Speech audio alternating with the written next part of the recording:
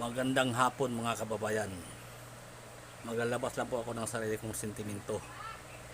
Kasi po, hindi na po maganda itong nangyari sa ating bayan ngayon. Una, ang nangyari po sa bayan natin ngayon, ito pong patuloy na panggigipit ng ating gobyerno sa ating mga mamamayan. O lalo na sa ating mga mahihirap na kababayan. Isa na po ako ron kasi mahirap din po ako. Ang sa akin lang po, sentimento ko po, bakit,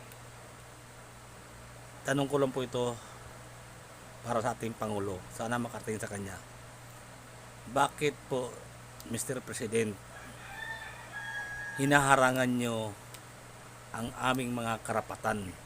Tila bagang inaapakan nyo na ang aming mga karapatan na mga mamamayan. Katulad na lang po sa nangyari sa Davao City, kung saan pinanggigiba nyo ang bakod ng mga property ni Pastor Kibuloy na wala naman po doon yung target nila o ninyo. At ang lubos na nahirapan na nakakamit ng trauma o takot ay yung mga kababayan mong mga Pilipino o mga katulad kong mga mahihirap ang lubos na apektuhan doon. Hindi po natin alam ang naidulot ng takot o trauma sa mga bata na nandoon. At mayroon pa mga kababaihan na natakot din. Kitang-kita naman sa mga video at sa mga CCTV footage na na-record doon. Ngayon po, para po sa mga kapulisan, kayo po ang idolo namin. Kayo po ang tinuturing namin na mga mamayan, nakakampi naming mamamayan.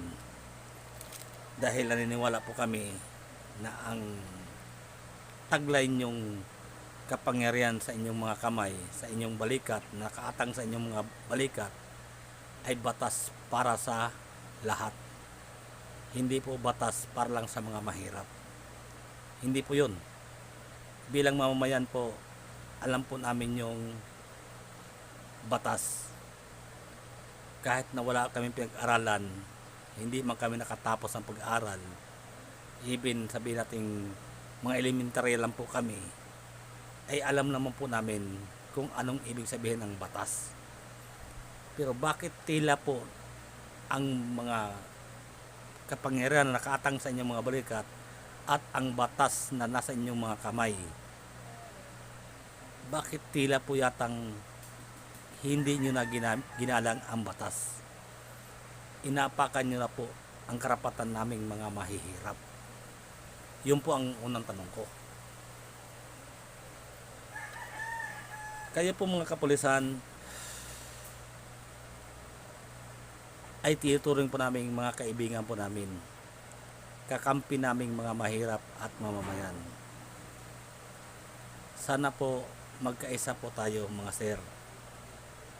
Huwag naman po sana nating abusuhin ang ating mga katungkulan bilang mga mambabatas o bilang tagapagtupad ng mga batas. Kasi po, sa tingin po naming mamamayan sa inyo, ay wala na po kayong pakialam sa amin. Huwag naman po sanang ganun mga sir. Maawa po kayo sa aming mamamayan. Wala po kaming kalaban-laban sa inyo. Kasi po kayo po mga naatasan at mga nag-aral sa mataas na mga pinag-aralan upang tumulong sa aming mga mahirap at mamamayan po na nasasakop sa inyong mga katungkulan. hangang-hanga po kami mga mahirap, mga mamayan, hangang-hanga po kami sa inyo. Kasi nandyan po kayo, umaasa kami sa inyo. Kasi nandyan po kayo nagbabantay sa amin. Pero sa kabila ng inyong pagbabantay, ay tila bagang gusto nyo na kaming pulbusin. Hindi nyo naman po kami kalaban, mga sir. Kami po ay walang kalaban-laban sa inyo. Kaya sana po, wag naman po ninyo sanang sundin kung ano po mga inutos sa inyo na alam nyo ng labag sa inyong kaluban at labag sa inyong batas, na inyong labag sa inyong tungkulin na sinumpaan bilang isang pulis. Huwag naman po sanang ganun. At isa pa, yung pong mga ginawa po ninyo, hindi naman po namin kinikundina o hindi po naman namin kayo masisisi na kung bakit nangyari yon at kung bakit ginawa ninyo yon. Kasi nga po, sumusunod din lang po kayo sa mga nag-utos sa inyo. So, kung mga sama nag-utos sa inyo po, kung kayo mismo alam nyo na labag po sa kalooban ninyo, labag na po sa karapatang pangtao, eh bakit nyo pa po gustong gawin yun? Eh alam naman po ninyo na mali. Siguro po mga sir, may mga pamilya din po kayo. May mga pamilya din kayong binubuhay. May pamilya din kayong pinoprotektahan. Sana po, ganun din po sana ang inyong pagprotekta sa inyong mga kababayan o sa aming mga mamamayan na walang kalaban-laban. Sana po ganun. Then, pangalawa po sa ating presidente. Mr. President, nung nakarang election po, ay nangampanya po kayo at kami po ay naniwala sa inyo. Binoto po kayo namin bilang aming presidente. Hindi bilang katandim nyo si Vice President Inday Sara. Hindi po. Sasabihin ko na po ito.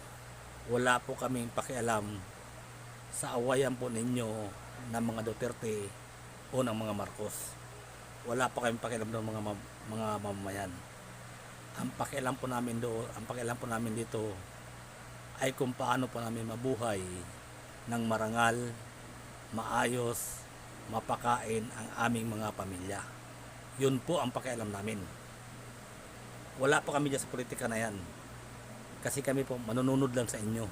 Kung anong sabihin ninyo na kung sinong iboto, yun po ang ginagawa namin. Na alam din po namin na yun ay karapat dapat iboto. Katulad po sa inyo.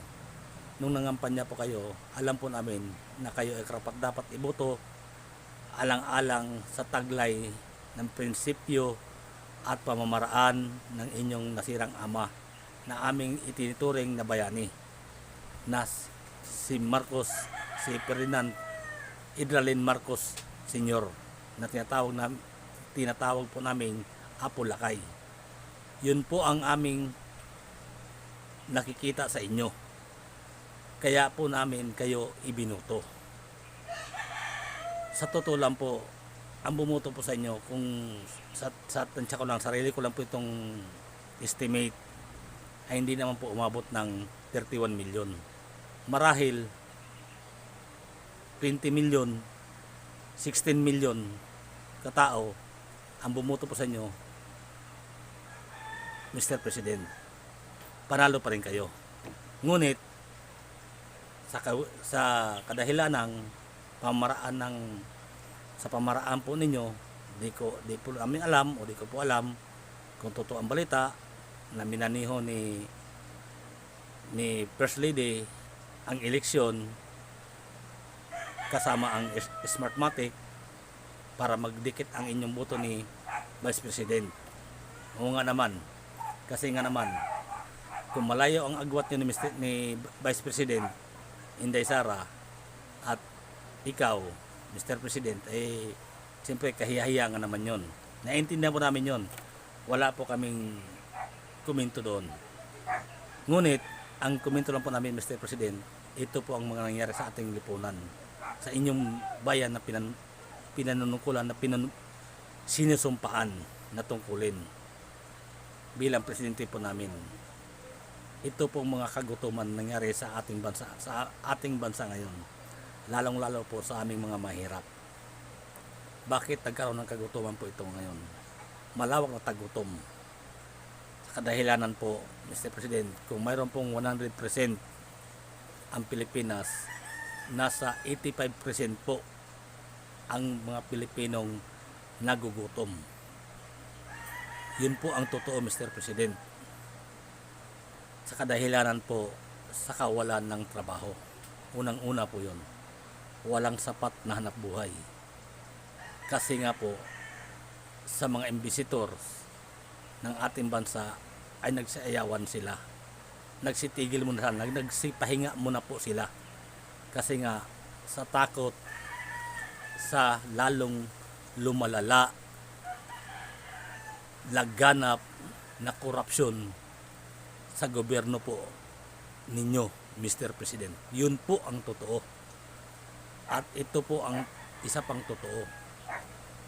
Nagsibalikan po ang droga sa bansa.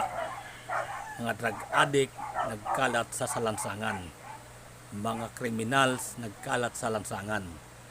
Pang-aagaw na mga gamit, cellphone, hold up, patayan, nagsibalikan po sa panahon po ninyo ngayon, Mr. President. Yun po ang totoong nangyari sa bayan.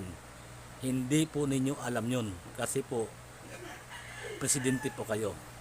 At ang inyong pong mga natatanggap na impormasyon mula sa inyong mga pinagkakatiwalaang mga tao ay hindi po totoo ang kanilang mga nare-report sa inyo. Katulad na lang po ng inyong ginawa sa rally ng Maisog Rally sa Liti na tinambakan ninyo ng mga heavy equipment ang plaza. Mr. President, tama po ba na ang plaza ng bayan ay gawin ninyong tambakan o parkingan ng inyong mga heavy equipment? Tama po ba yun? Ito po, Mr. President, tulad po na sinabi ko, wala po kaming pakialam sa awayan ninyo ng mga Duterte o ng mga Marcos. Kami pong mga mahirap na mamamayan ay wala po kaming pakialam doon. Ngunit ang aming pong pinapakialaman, ang aming pong karapatan. Karapatan po namin ang magpahayag na sabihin sa iyo kung ano ang aming mga naramdaman. Sapagkat kami ay inyong mga kababayan o mga tauhan. Sabihin natin tauhan nyo kami kasi kayo ang presidente. Yun po ang totoo, Mr. President. Kaya sana po huwag nyo naman po sanang abusuhin ang inyong posisyon bilang presidente. At ito po, itong kumakalat na People Initiative na kung tawagin naman ng mga eksperto ay Peking Initiative. Yun po ang kwan. Yun po ang kadalasan tawag nila. Mr. President, kahit po mahihirap kami o wala kaming pinag-aralan, alam naman po namin kung anong ibig sabihin ng People Initiative o ng Constitution ng ating bayan na binuo pa mula pa sa ating mga namayapang mga bayani, mula pa kay Andres Bonifacio hanggang sa kaduduluhan kay Dr. Jose Rizal. Sila na po ang bumuo niyan. Kaya bakit pa po natin babaguhin yan? Isang sentence lang naman po ang mababaguhin yun doon. Hindi po namin alam kung ano yung babaguhin nyo doon, pero ang sa amin lang po ay wag nyo na pong halongkatin ang mga ganyang bagay. Advice po ito o payo mo ito, hindi ko po alam kung ano ito, basta ang sa akin lang po bilang mamamayan, wag nyo na pong halongkatin yun. At ito pa, Mr. President, itong ginawa po ng aming First Lady na asawa po ninyo. Tama po ba ang ginawa po ng First Lady sa gadirin ninyo dyan sa Malacanang na sa traditional na gathering na tinatawag din yung traditional gathering. Hindi ko po alam kung traditional ba yan o barba ang nangyari dyan, na hawak ng Senate President na si Senator Chis Escudero ang kanyang baso na may laman na alak at inagaw ito ni First Lady at kanyang ininom ang alak na sa baso ni Senate President. Tama po ba, Mr. President, ang ginawa ng asawa po ninyo? Sa amin pong mamamayan, ang tingin po namin doon ay isa pong pinakamalaking pambabastos sa taong bayan. Hindi po kay Senator Chis Escudero, kundi sa amin pong taong bayan. Tila bagang pinapakita niya ang mensahe niya roon na kung sino ang pinaka-powerful sa bansang ito, kundi siya lamang ang powerful sa bansang ito dahil sa ginawa niya yun. Mr. President, silduhan po kayo ng taong bayan. Hindi po, wala pong mandato ang First Lady o ang asawa mo sa aming taong bayan. Wala po siyang mandato doon. Ang may mandato po doon ay ikaw. Kaya sana man po, Mr. President, alalahanin mo po ang pagboto namin sa iyo na sana huwag masayang. Alalahanin niyo po, Mr. President, ang nangyari po sa ama mo noong 1986, noong EDSA 1, kung anong nangyari sa inyo. Alam niyo na po yun, Mr. President. Marahil nag-serve ka na noon sa sundalo, mga panahong yun. Kaya sana po huwag na sa po na mangyari. Kasi ito pong mensahe na pinaparating niyo sa amin, itong nangyari sa KOGC ni Pastor Kibuloy, ay mensahe, alam po namin mga mamayan ito. Kahit na wala pa kayong pinag-aralan, alam po namin ang mensaheng ito na pinagawa po ninyo. Or ikaw ba nagpagawa o si First Lady ang nagpagawa nito, ang nag-utos ito. Alam po ang mensahe namin ito na kung sino man ang kumontra sa inyo at maghayag ng aming mga sentimento, sariling sentimento, ay ganyan ang mangyayari. Tila bagang sinasanay nyo na kami sa ganong pamamaraan, sa ganong estratehiya na ginawa ninyo, tila bagang martial law na. Sinasanay nyo na ang mga mamayan na kung magka-martial law ay ganito ang mangyayari. Ganon po ang mensahe na gusto nyo iparating sa aming mga mamayan. Mr. President, hindi po pwede ang strategy yan. Kasi po mulat na po ang mga taong bayan sa ganong pamamaraan. Ang pinakamabuti po niyong gawin, sana po tulungan nyo kaming mamamayan na mapaunlad nyo ang ating bayan, na mapigilan ang korupsyon, droga, kriminal sa ating bansa. At higit sa lahat, ang nakawan dyan sa kaban ng bayan. Yun po ang dapat ninyong tutukan. Yun lang po, hanggang dito lang po, Mr. President. Sana makarating sa inyo po ito, mensahe ng isang bayang Pilipino na may malasakit sa bayan. Maraming salamat po.